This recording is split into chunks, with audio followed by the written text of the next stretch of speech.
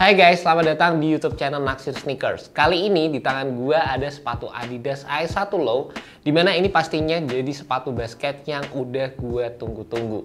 Secara untuk versi yang reguler aja, kemarin gue review sepatunya itu menurut gue punya performance yang gokil untuk tahun 2024. Dan bisa dibilang sepatu tersebut jadi salah satu sepatu basket yang banyak diminati anak-anak basket di Indonesia guys.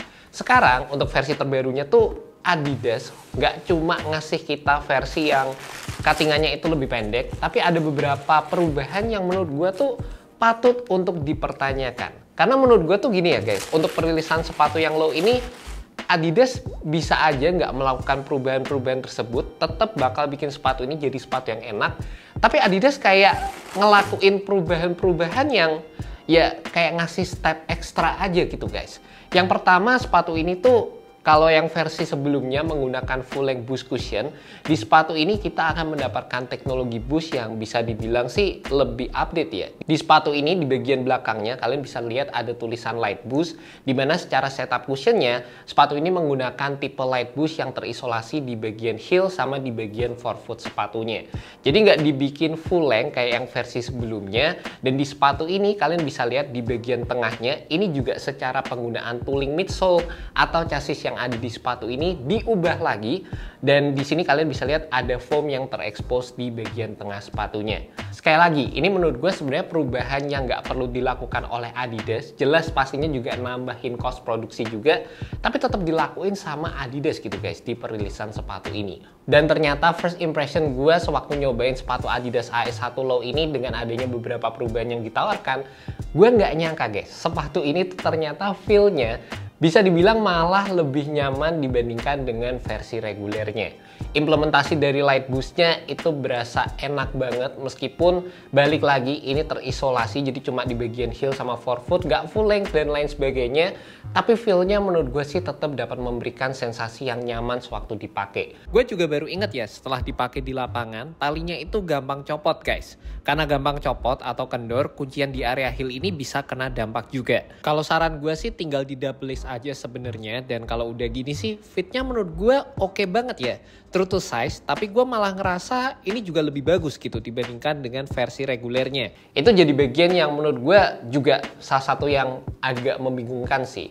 Mungkin karena di bagian heelnya di sini berasa kayak lebih di sculpted gitu, terus kayak di bagian atasnya kan ini lebih minimalis juga. Implementasi tangnya ini juga masih enak dan berasa kayak lebih pas aja gitu waktu gue pakai sepatu Adidas AS1 Low ini guys. Selain itu mungkin sedikit perubahan di bagian lacing sistemnya di area depan ini sedikit berdampak juga dalam memberikan fit yang lebih oke di sepatu Adidas AS1 Low kali ini guys. Dan ngelihat sepatu ini dijual dengan harga 200.000 lebih murah, kalian tuh tetap ngedapetin fitur-fitur terbaik yang ditawarkan oleh Adidas AS1 versi regulernya juga. Yang pertama, kalian akan mendapatkan X-bar di bagian bawahnya yang ini berfungsi sebagai torsional plate, spring plate juga di area bawah sepatu ini, ngasih sensasi yang springy waktu kalian menggunakan sepatu ini. Dan di sepatu ini juga dilengkapi dengan herringbone traction pattern yang menurut gue performance-nya itu juga gokil banget sewaktu gue menggunakan di sepatu Adidas AS1 versi reguler.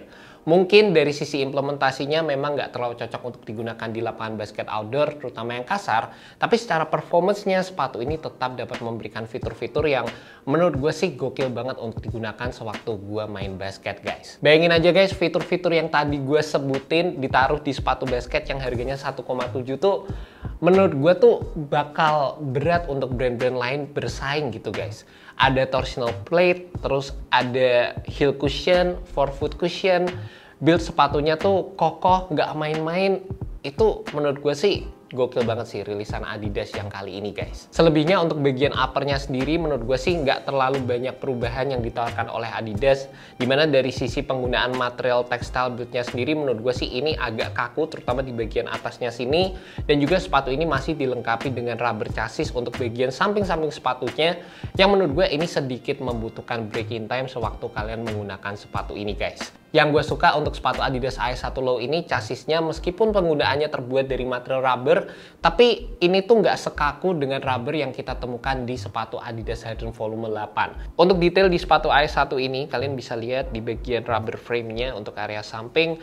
Ini tiap sepatu bakal beda warna sih menurut gue. Jadi ini kayak mix-nya beda-beda gitu, salah satu detail yang cukup menarik. Terus di sini ada reflective material, ciri khas AE1 juga di area depan sini.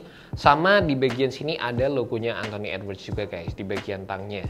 Ini by the way untuk material tangnya gue seneng banget, kayak ngasih fit yang enak gitu. Ini kayak sejenis neoprene. Sama di bagian belakang di sini ada carbon fiber yang ini berfungsi sebagai external heel counter juga. Di bagian bawah ada tulisan light boost-nya. Ini.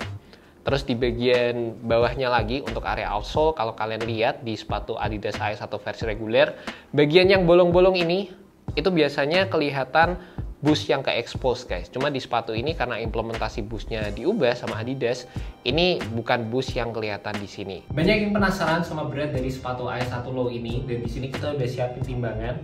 Langsung aja kita cek. Ini sepatu ukuran 9,5 atau 43 sepersekian untuk ukuran Adidas. Ini guys, beratnya di 462.